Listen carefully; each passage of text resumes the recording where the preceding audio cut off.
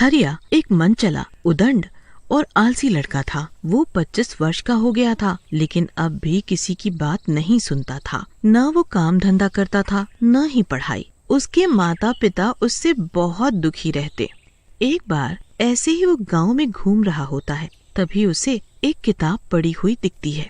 अरे, ये कैसी अजीब सी किताब है जिसपे कंकाल बने हुए हैं। चलो देखता हूँ।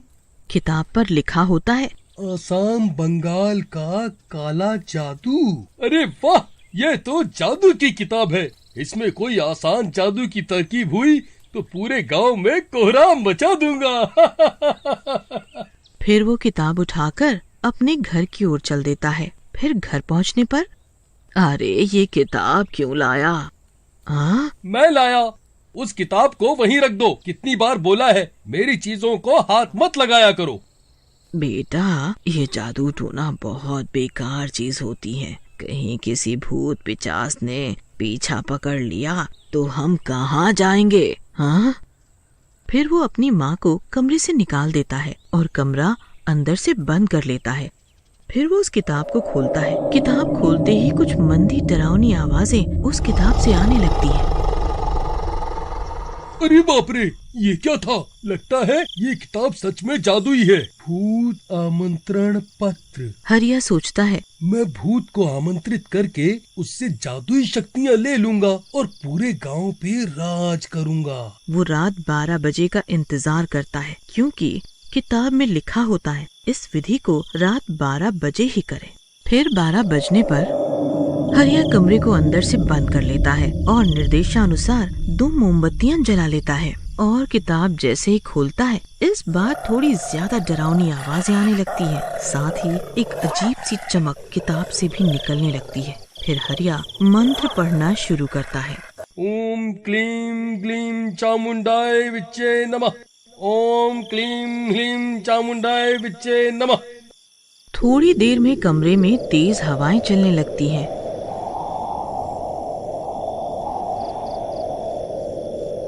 और तेज डरावनी आवाजें आने लगती हैं। कमरे के अंदर का सामान खुद ब खुद हिलने लगता है। मोमबत्तियां बुझ जाती हैं। हरिया डर जाता है और कांपने लगता है। वो किताब उसके हाथ से गिर जाती है।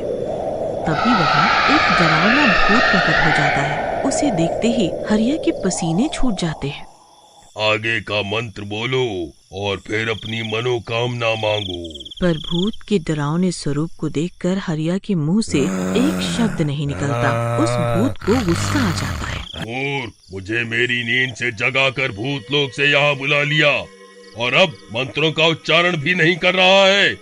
अब मैं तेरे शरीर पर कब्जा करके सब इंसानों पे राज करूंगा। फिर भूत हरिया के शरीर में घुस जाता है।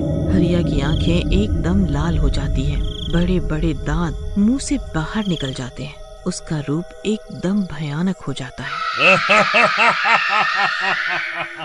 आखिरकार मुझे मानव शरीर मिल ही गया। अब मैं पूरी इंसानी दुनिया पर राज करूंगा। फिर वो भूत सो जाता है। सुबह होने पर हरिया की माँ उसे नाश्ता देने के लिए उठाती है। उठ जा बेटा हरिया, उठ, सुबह हो गई है, नाश्ता कर ले, नाश्ता। वो दरवाजा बजाती रहती है, पर हरिया का जवाब नहीं आता। वो व्याकुल होकर उसके पिता को बुला लाती है। उठ हरिया, बोल क्यों नहीं रहा है? शोर शराबे की वजह से हरिया भूत की आँख खुल जाती है। वो गुर्राते हुए बोलता है, किसने मुझे जगाया? किसकी इतनी हिम्मत? मुझे मेरी नींद से जगा दिया। मैं किसी को नहीं छोड़ूंगा। हरिया का भूत रूप देखकर उसकी माँ दंग रह जाती है और बेहोश हो जाती है। मुझे किसने जगाया? किसकी हिम्मत हुई? तुम कौन हो? मुझे माफ कर दो। तूने मुझे जगाया बुड्ढे। अभी तुझे सबक सिखाता हूँ। मैं हूँ इस दुनिया का सबसे शक्तिशाली भूत। अब मैं सब इंसानों पे राज करूँगा। इतना सुनकर हरिया के पिता की हालत खराब हो जाती है।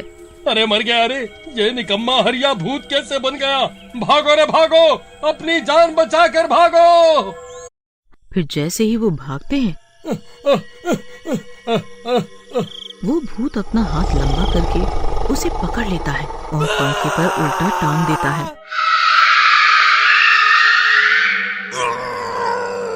आया मजा बूढ़े।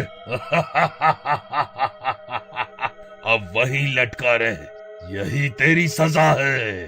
फिर उसका पिता जोर जोर से चिल्लाने लगता है। वो मदद की पुकार करता है। बचाओ बचाओ, कोई तो मुझे बचाओ, इस भूत से मेरी रक्षा करो, कोई तो मेरी रक्षा करो। चिल्ला और चिल्ला, तेरी मदद करने कोई नहीं आएगा, जो आएगा उसे भी ऐसे ही लटका दूंगा। फिर उस भूत को भूख लगती है। वो घर से बाहर निकलता है। पड़ोस के घर में कांता नाम की औरत ने मुर्गियां पाली हुई होती हैं। उस भूत की नजर उन मुर्गियों पर पड़ती है। अरे वाह, घर से निकलते ही खाना मिल गया। आज तो मजा ही आ जाएगा। फिर वो भूत कांता के घर की ओर चल देता है। उसको आते हुए कांता देख लेती है। उसको अपनी ओर आता देख कांता छुप जाती है। वो भूत उसके आंगन में घुसकर दाना खा रही सारी मुर्गियां कच्ची ही खा जाता है। ये देखकर कांता के पसीने छूटने लगते हैं और वो वहाँ से भाग जाती है। वो भूत मुर्गियां खाकर जंगल की ओर निकल जाता है। कांता भागती भागती हरिया के घर के पास पहुँच जाती है। उसे वहाँ हरिया के पिता की चीख सुनाई देती है। अरे बचाओ बचाओ, कोई मुझे इस पंखे से नीचे उतारो, हाय मर गया रे। ये सुनकर कांता उसके घर के भीतर जाती है। वहाँ का नजारा देखकर वो दंग रह जाती है।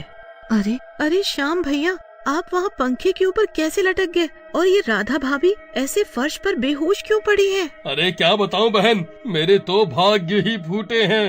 एक तो वो हरिया वैसे ही निकम्मा, अब पता नहीं कैसे शैतान के वश में आ गया है। उसी का डरावना रूप देखकर उसकी माँ बेहोश हो गई है।